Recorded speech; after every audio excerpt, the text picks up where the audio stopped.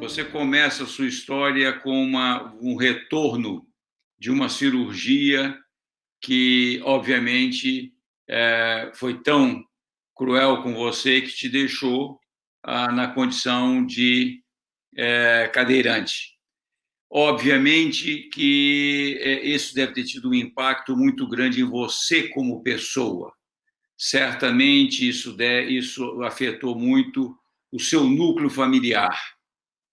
É, Independentemente de quanto tempo foi esse processo Eu de diria, entendimento da questão pessoal, da dimensão familiar, quando é que você entendeu que a sua questão transcendia o pessoal e era uma questão social, razão pela qual, quando você vai a São Paulo em 1980 para sua cirurgia para tirar uma pedra dos rins, você já tinha uma articulação. Era só com tico, era com mais 5 ou 6 de aribiri, mais uns 7.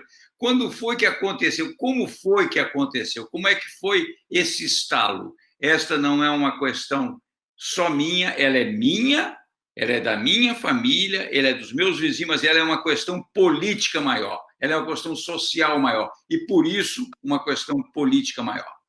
veja, Arlindo, após a cirurgia, passei 5 anos trancado de casa, esperando um tal tratamento que acabou não vindo, porque no Espírito Santo não havia. Então, em 1970, eu comecei a participar do movimento comunitário de Aribiri, uma espécie de associação de moradores, e também da comunidade eclesial de base, né? Foi aí que eu fiz a minha verdadeira reabilitação social, né? Que veio aos poucos, paulatinamente. Aquele período de trauma inicial, dos 5 anos iniciais, eu fui me adaptando ao meu corpo, meio que na marra, sem nenhuma técnica orientada, praticamente zero. Eu tinha feito um pequeno tratamento para o sistema urinário na Santa Casa em 69. Até esse momento eu nem usava calça, né? E a partir daí eu passei a usar fralda, né? Por causa do fato de minha ser solta, né? E em 70 eu comecei de jovens a perceber que eu tinha um papel a desempenhar. Eu me percebi sendo reconhecido na comunidade, sendo redator de um jornalzinho do bairro, esse jornalzinho falando dos problemas do bairro, dos problemas da sociedade, né? E olha que era plena ditadura militar, né? Eu percebi que era ditadura quando nós fomos ao prefeito Borges, Solon Solon Borges. Borges, e ele falou assim: olha lá, hein? Eu vou continuar imprimindo o seu jornal, chamava-se O Encontro, eu junto com a professora Vera, Vera Maria, Vera Maria da Penha, Magno Pires e Dulce Elisa, minha irmã. Éramos os 4 redatores do jornal. Ele falou assim: olha lá, hein? Vocês não tratem de assuntos que sejam perigosos, senão eu não imprimo mais no mimeógrafo da prefeitura. Não, doutor Solon, tranquilo, nós somos militantes apenas do bairro. É só as coisas lá dos problemas do bairro. De vez em quando nós vamos fazer uma crítica ao senhor, mas é tudo na boa. Porque, na verdade, a gente tinha uma consciência ainda ingênua, né? do sistema que move a sociedade brasileira e, hoje, move o sistema mundial, né? Move o mundo inteiro. Um sistema praticamente único, com exceção de Cuba, um pouco China, né? Um pouco, sei sei lá, Coreia, mas hoje é o único mundo, que domina o mundo. Naquela época a gente não conhecia, né? Era uma consciência inicial dos direitos, né? Da necessidade de lutar por direitos, e fomos percebendo que estávamos debaixo de uma ditadura militar, que era cruel com todos os militantes. E logo eu percebi em casa querendo cópia do jornalzinho O Encontro. Eu falei prontamente, pode pegar aí, debaixo da cama tem uma quantidade aí de números atrasados, pode levar, né? E eles levaram. Depois é que eu me dei conta que eram policiais da Polícia Federal, né? Com certeza para examinar o conteúdo do nosso jornalzinho. E as comunidades eclesiais foram ficando cada vez mais, o movimento comunitário foi ficando mais exigente, criou-se o Conselho Comunitário de Vila Velha, que era uma espécie de federação dos movimentos populares de Vila Velha. Houve aqui em 77 o movimento pela melhoria dos transportes coletivos. Sim. O Transcol estava ainda lá na mesa dos estudiosos da Fundação João dos Santos Neves, né, onde você trabalhava. Maria Clara. O Transcol estava sendo bolado com suas linhas troncais e linhas alimentadoras, né, os seus terminais alimentadores e terminais troncais. Naquela época só tinha o terminal Dom Bosco, ali no Salesiano, e era uma loucura o sistema municipal, porque era dominado pela única empresa, Aviação Alvorada. E eu, cara, como violonista, violeiro, eu bolava paródias com músicas conhecidas de carnaval, principalmente, mas com o tema do transporte coletivo ou da sociedade e tal. Só vendo como é que dói, só vendo mesmo como é que dói. Trabalhar de madrugada e andar na alvorada e morar na periferia. O negócio ia por aí, né? Nossos direitos vêm, nosso direito vem. Maria Clara canta isso até hoje. Até hoje. Mas nós fizemos uma revolução em Vila Velha. Isso já era 77, 78, 79, e até hoje há um monopólio nas linhas municipais de Vila Velha. Uma única empresa monopoliza as linhas municipais. E essas linhas não são totalmente integradas ao Transcol. Ainda é um problema esse, né? Mas o Transcol tomou conta. Aí solucionou grande parte do problema do trânsito no centro de Vitória. Você imagina, cada bairro tinha sua linha que ia até o terminal Dom Bosco. Aquilo é bom para panfletar nas campanhas eleitorais. Era o melhor lugar, você se lembra bem, na campanha de 86, era um excelente lugar panfletar. Dava 5 horas da tarde, aquilo fervia de gente que ia para Ibiri, para o Ataíde, para Cobilândia, para Rio Marinho, para Cariacica, para Campo Grande, para Capina, ia para todos os bairros da Grande Vitória. Imagina que loucura que era isso. É lógico que os técnicos, né, tiveram que bolar um sistema alternativo, né, com terminais em cada área de cada município, né, recebendo os ônibus que vinham dos bairros e linhas troncais que ligavam um município ao outro. Foi um sistema bacana demais, né? E eu passei a ser fã do depois Instituto João dos Santos Neves, com o Transcol e depois com o programa Cidade de Porte Médio. Perfeito. Né? Foi onde Dona Teresa foi trabalhar, quando saiu lá da Pastoral. Eu era funcionário da Pastoral até 86. De 76 a 86. Então, veja bem, Arlindo, a minha consciência do meu papel social foi gradativo, né? Foi crescente na medida em que eu fui me tornando liderança comunitária e liderança das comunidades eclesiais de base, que também fizeram esse processo de articulação, município,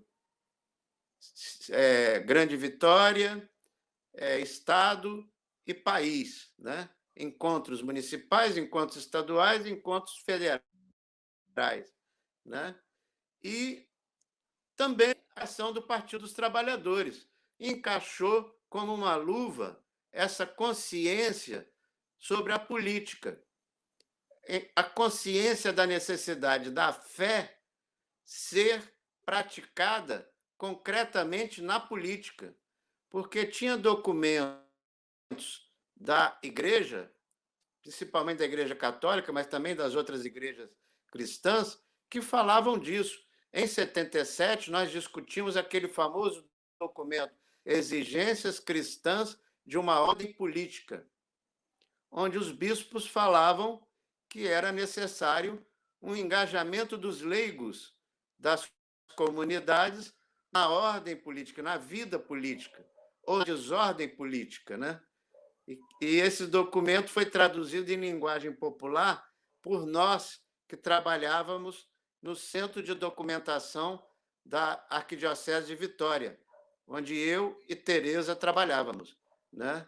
E ele depois foi publicado pela editora Vozes e se espalhou pelo mundo inteiro, né? E passamos a fazer essas publicações em linguagem popular e viramos especialistas em linguagem popular de documentos que não eram muito fáceis do leigo popular, pobre, das comunidades, né, fazerem a leitura e o estudo. Foi dessa forma, foi paulatino, né?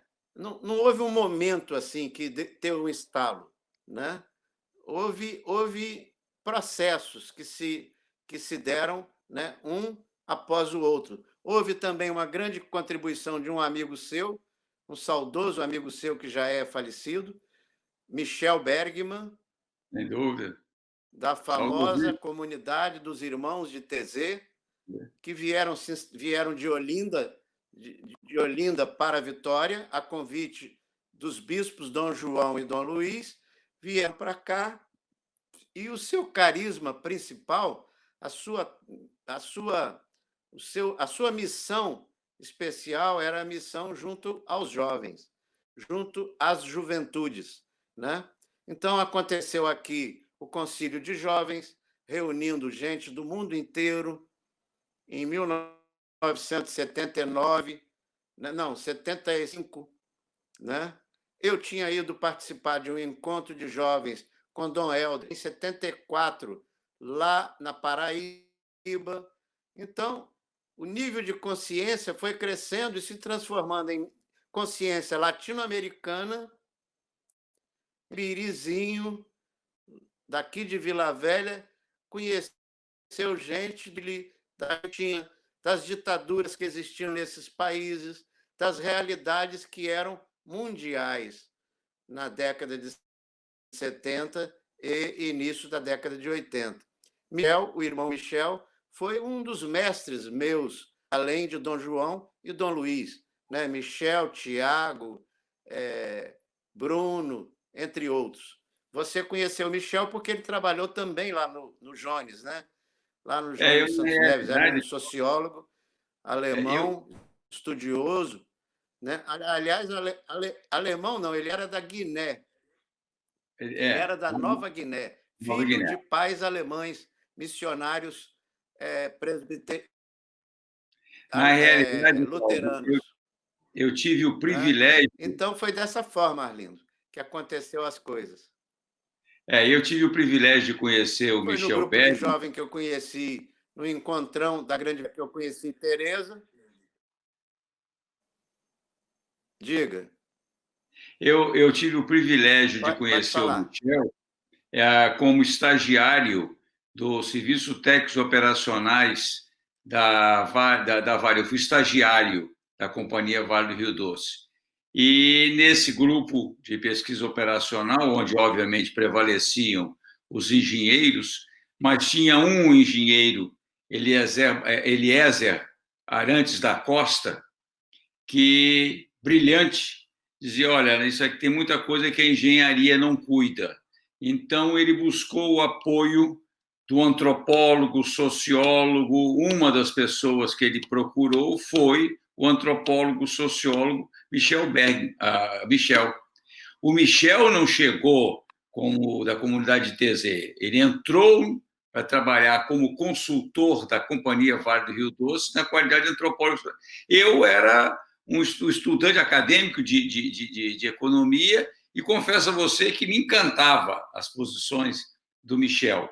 Quando eu tive a oportunidade de se coordenar o grupo de planejamento urbano e regional, ainda no Bandes, antes da fundação ser criada, eu também fiz o mesmo exercício de humildade. Falei: a cidade não é uma questão só para engenheiros, já tinha o Borjari, engenheiro, já tinha o Jolindo Martins, urbanista, já tinha o Fayette. Falei: não, nós temos que botar mais, temos que colocar, fazer um caldo maior.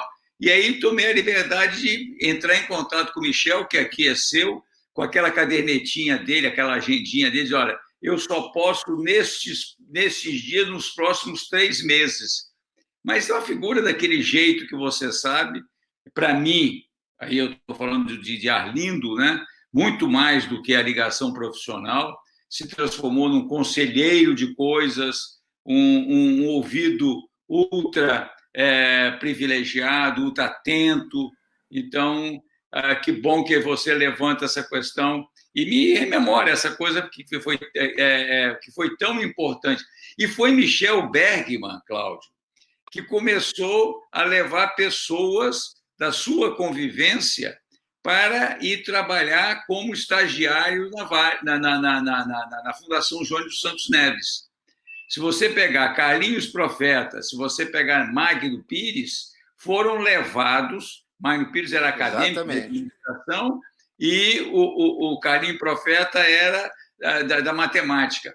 E a gente estava precisando fazer um estudo sobre centros de animação. E aí a coordenação técnica ficou por conta do Michel. E o Michel disse: olha, eu preciso. Ele recomendou, e foi assim que essas pessoas se transformaram profissionais e militantes fantásticos. Cláudio, a gente vai fazer mais um breve intervalo e a gente volta já para o nosso terceiro bloco. Pode ser? Pode ser. Beleza.